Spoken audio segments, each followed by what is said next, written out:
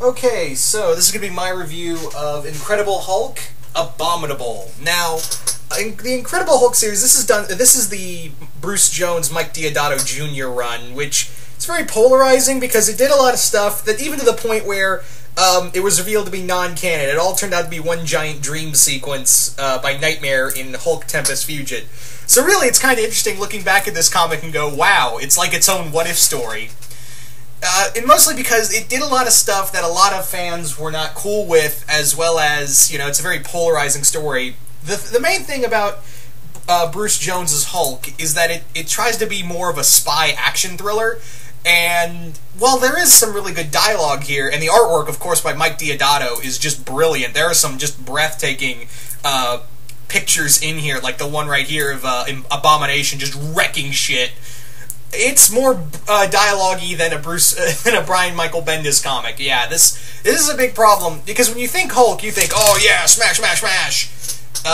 But yeah, the thing is that Bruce Jones's Hulk run was meant to be like a spy action thriller because Banner was on the run after he was accused of murdering this child, and now he's trying to find this kid from this clandestine organization which want his blood, and yeah, this kind of ran for all 8 volumes of the series. It also had Betty Ross come back as Mr. Blue. This had a lot of stuff in here that a lot of people just didn't agree on, like certain villains being killed off or something weird happening to all of them.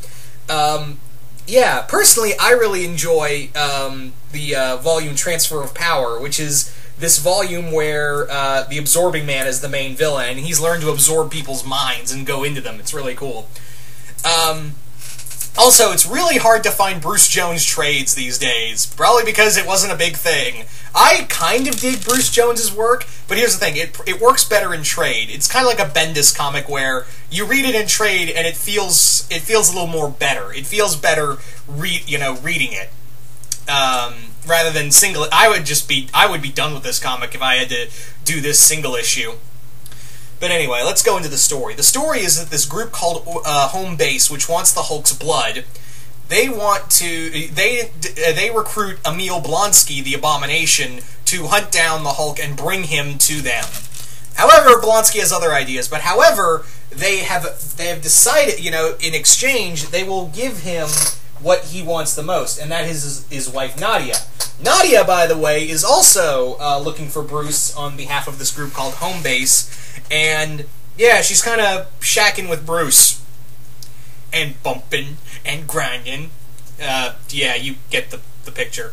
Anyway, so this kind of also reveals the identity of Betty Ross as Mr. Blue. Kinda. We don't know that until the 6th volume, Split Decisions, where it's revealed. Again, I don't really spoil it. I'm not really spoiling much because this is all pretty much non-canon stuff. So really, it's really not much here. But again, I really enjoy this. I like this comic. Again, sometimes it gets a little too wordy, but seriously, god damn, is that final fight between Hulk and Abomination really good.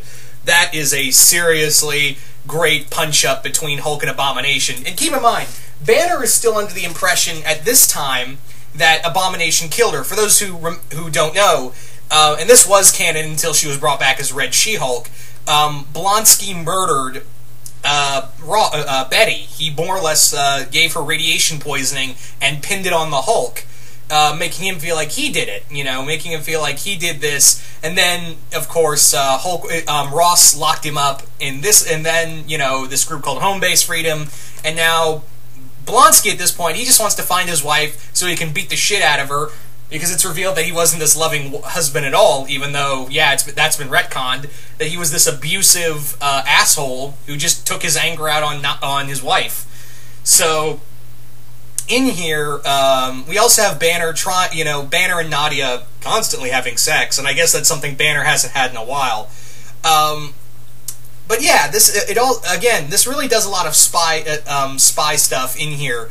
Like, there's a really weird scene, and then it's explained later on, of this weird scene of this old lady going into a porn shop and killing everybody with a submachine gun. Then it's revealed to be a secret agent working for Home Base. Like I said, sometimes this comic was a little weird. So I want to know what went on in Bruce Jones's head when he was doing some of this, writing some of this comic. He's like, I want to have an old lady shooting people with a submachine gun in a porn shop. Why? Just do it. Make it work. This weird thought right there that might have happened. Anyway, really there are some good moments in here, and some of the stuff in this comic, again, it feels more like a spy story than a Hulk story at some points. But really, that final fight in the final issue, where the storyline just builds up, because mostly it's just Abomination sitting in a jail cell, waiting to be freed, and then he gets free, and oh boy, does he smash shit.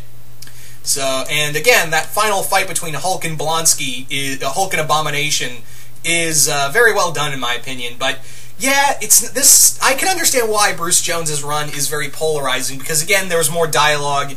And not to say, Peter David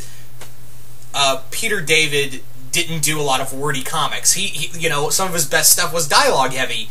However, this doesn't feel like it's. But with David's work, it felt very deep and cerebral. Where Hulk, Banner's trying to figure out, where does Banner begin and the Hulk start? Where do I stand with the Hulk?